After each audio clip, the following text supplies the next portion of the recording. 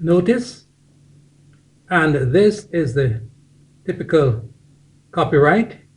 We continue with mathematics syllabus for CSEC 2018 to 2027.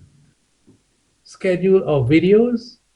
These first 3 sections here, all 51 of those have been published in their entirety on YouTube. Section 4, measurement. All 17 of these videos have been completed. 5 have been published in their entirety on YouTube. Section 5, statistics. 18 videos in this section. 5 have been published in their entirety on YouTube. We are now at section 6, algebra. This is the 15th of 22 videos. Hopefully I can finish this section by the middle of this month, September. Then section 7, relations, functions, and graphs, by October 2025, followed by geometry and trigonometry, section 8, in November 2025, and finally, section 9, vectors and matrices, by the end of this year, 2025. Disclaimer down here, this schedule is just a projection and is not to be interpreted as a contract with anybody. As I just pointed out, section 1, number theory and computation, has 33 videos, and those 33 videos are all published on YouTube in their entirety, especially since this section forms the foundation on which the rest of the syllabus is based. So please make sure you look at these 33 videos and know them very well. A reminder here, you need to know the times tables from 2 to 12, especially since calculators are not allowed in paper 1. From section 2, consumer arithmetic, as I just said, all 12 of these videos have been published on YouTube in their entirety. Section 3, sets, all 6 of these videos have been published on YouTube in their entirety. Section 4, measurement. Out of these 17 videos, these indicated in yellow here have been published on YouTube in their entirety, and these others are only partially published on YouTube. Please see directions in the description below for full access to these videos that are only partially published on YouTube. Section 5, statistics, 18 videos. Again, these 5 indicated in yellow here have been published on YouTube in their entirety, and these others are only partially published on YouTube. Again, please see directions in the description below for full access to these videos that are only partially published on YouTube. And we are now at section 6, algebra, which is made up of 22 videos. Before we go on, recall I said in the introductory video that you will need a good math textbook or a set of 2 to get more practice questions. CSEC recommends the following, shown at right. These here. From those, please pay close attention to these last 2 down here, especially since they form a very good 2-volume set of math textbooks that is quite adequate for the current CSEC math exam. This is a picture of volume 1, Mathematics, a Complete Course, with CXC questions by Raymond Tulsi. And this is a picture of volume 2. Please note this disclaimer down here. I get no financial or other benefits from the sale of these books. Also, Very recently, late 2024, I think, a website with AI interactivity has been made available free of cost that deals with past CSEC math questions only, specifically from paper 2.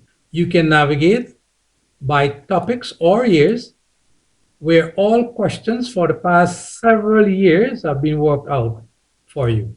If you still have a question that you need explained, you can ask the AI assistant either by text or voice, and most likely it will be explained.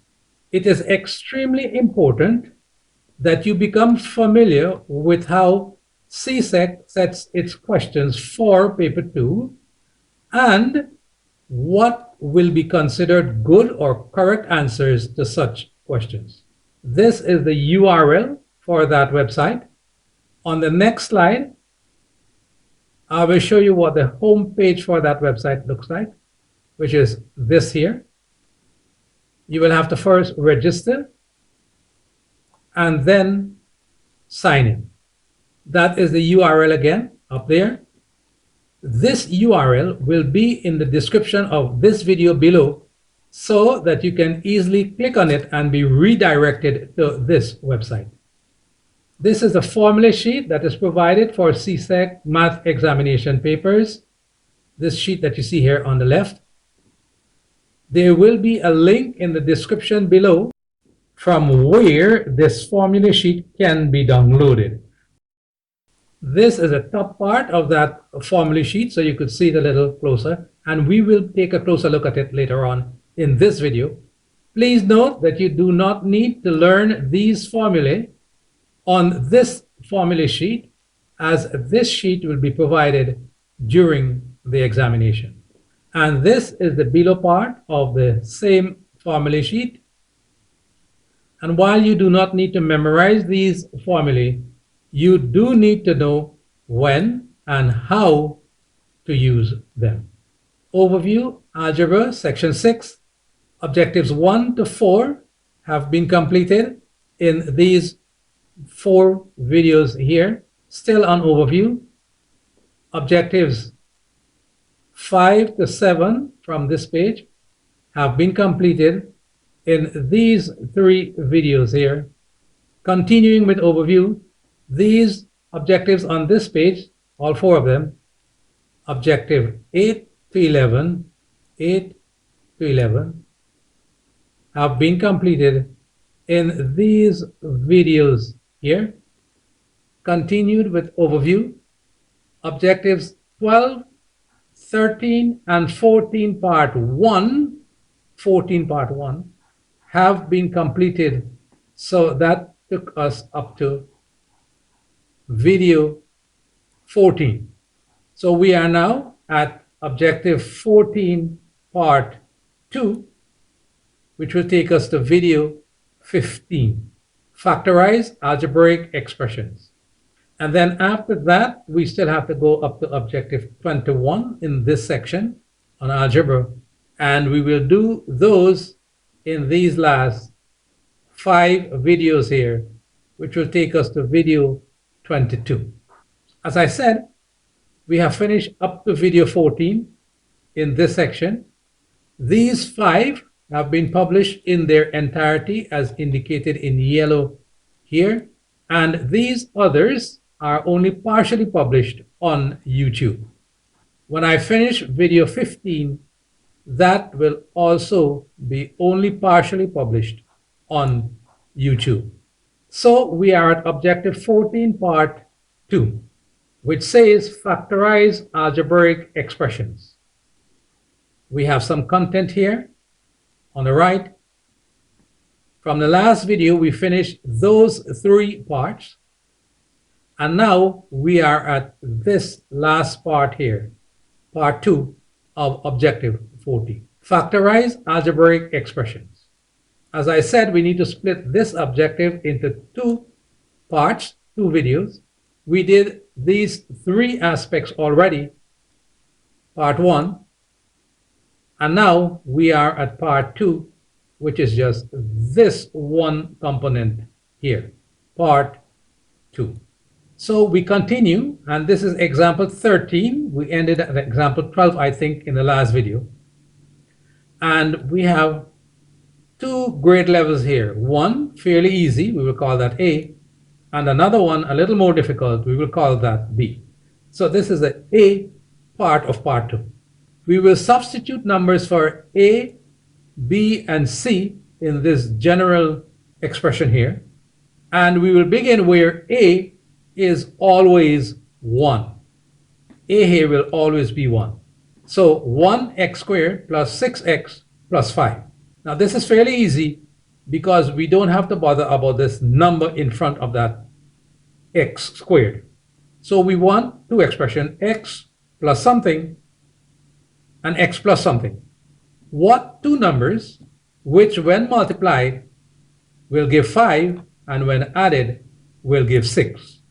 Which two numbers when multiplied will give plus 5 and when added will give plus 6? And the two numbers are plus 5 and plus 1. So if we were to expand this, will we get back that expression there? Let's expand it. X plus 1 multiplied by x plus 5. We take this x and multiply those two things up there, and we will get x squared plus 1x. Then we take this plus 5 and multiply those two up there again, and we get 5x plus 5. We now add these two here, and we get x squared plus 6x plus 5, which is what we began with. So we know that these are the two factors of this expression up here. Now that one was fairly easy. If you find this video useful and interesting, please like and share. You may also consider subscribing to this channel. So let's look at example 14, still of the simple type, where A is 1. A is 1. So the example we have here now is x squared minus 3x minus 10. We want to factorize that. We need to get two expressions which when multiplied will give this back to us. So we set it up like this. Remember, this A is 1. So x plus something multiplied by x plus something. What are those? P and Q. What two factors of C of negative 10 will give us a sum of B? So we need to get two numbers which when multiplied will give us negative 10 and when added will give us negative 3. Now obviously one of them will have to be negative, and that will be the larger one. So one will be positive, one will be negative. That is the only way we will get negative here, because when we multiply them, we must get negative 10. And since we get negative 3 here, when we add them, the larger one will be negative. So the two numbers we have are negative 5 and plus 2. Let's expand this and see if we will get back that expression up there. X plus 2 multiplied by x minus 5. So we take this x and multiply that expression up there, and we get x squared plus 2x, and then we take this negative 5 and again multiply that expression up there, and we get negative 5x minus 10. We add these two now, and we get x squared minus 3x minus 10, which is what we began with up here.